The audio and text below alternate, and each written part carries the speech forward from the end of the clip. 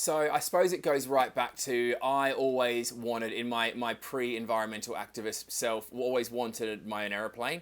And when you get that vision in your head, sometimes it just builds up and eventually it becomes a reality. And it became a reality, but not as I expected. So I've got this private jet, but there's no wings and there's no engines. And that's fine, because it was never the wings and the engines I wanted. It was the private jet. But that that was probably the inner motivation. But what actually happened was I heard there were some old aircraft fuselages going spare that were going to get scrapped. So I went and had a look at some of these things and found one that I liked, a 727-100 series, if you know your airplanes. Owned by a Saudi prince, walnut, gold, crystal interiors, amazing. Got planning permission for it on my industrial estate, and then did a deal, bought this thing, brought it to Bristol, made a TV show about it, and now I'd say we've got the coolest offices in the UK right now.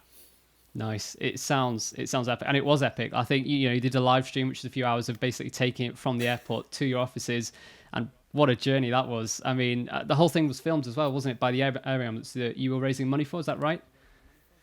Yeah, so we aligned it with, well, a bit of a story there. So we were like, okay, we're doing this cool thing. We've got to talk about this. It might not go well. I love embracing failure and expressing failure because it enables others. So I thought we've got to show this and all the cock-ups along the way. Some of the people I work with are like, let's just make a highlights video. I'm like, nah, let's stream the whole thing. And they're like, but it could take 3 hours. I'm like, it could take 10 hours, but I've never done a 10-hour live stream before, so let's give it a shot. So then we went in for this, did a live TV broadcast, kind of like a weird news show thing. Got a friend of mine, Chris James, amazing. He's an ex-BBC presenter. He was the anchor. And we just stacked up loads of content and made this TV show that ended up being like, I think it was 8 hours in the end. Just absolutely grueling of the whole thing. Getting stuck under motorway bridges, blocking roundabouts, all off neighbours. It was brilliant. I loved it. It was so much fun. Yeah. But in the process, we learnt so much. And we also did this thing that was a bit shambolic and chaotic, but it allows us to distill down those skills into something which we can do and becomes deliverable to clients. So doing things that are chaotic and don't work can often build your core capability.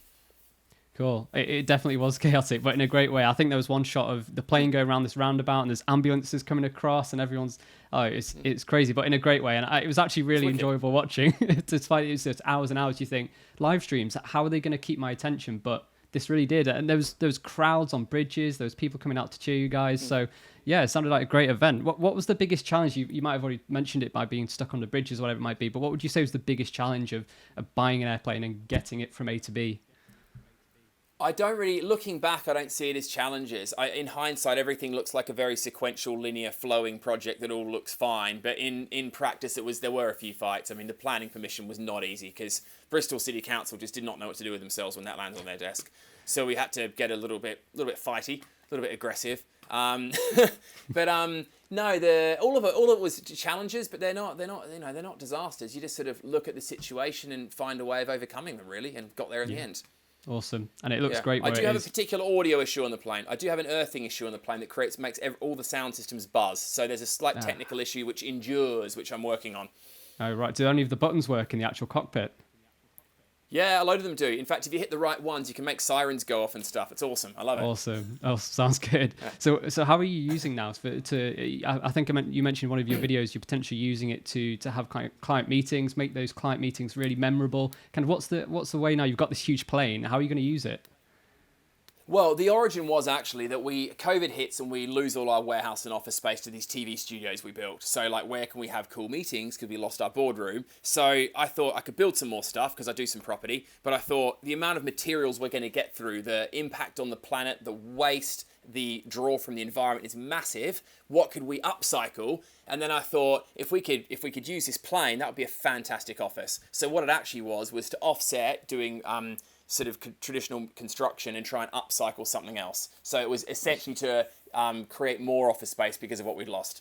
Awesome. And have you had many client meetings in it so far? How have they gone down if you have? Loads, heaps, all the time. I mean, I've had weeks of dinners and lunches with a private chef, done loads of poker nights, had loads of meetings, loads of creative sessions, clients film in there sometimes. I mean, it's busy. It gets used a lot. It is such a cool resource, and I love working in there. It's brilliant. Awesome. So you're getting your money's worth, that's for sure. That's great. Yeah. Mate, I'll tell you what, I had my money's worth before the damn thing turned up. The amount of PR coverage we got off the back of that project was insane. We got in the nationals, international press. There was about 60 or 70 news articles about it. So I'd got my money back before it even arrived. Great. So if you're looking to build marketing, just buy a plane. That's number one. Damn right. Nice. It's a lot cheaper than a full page ad in the local papers. Oh, absolutely.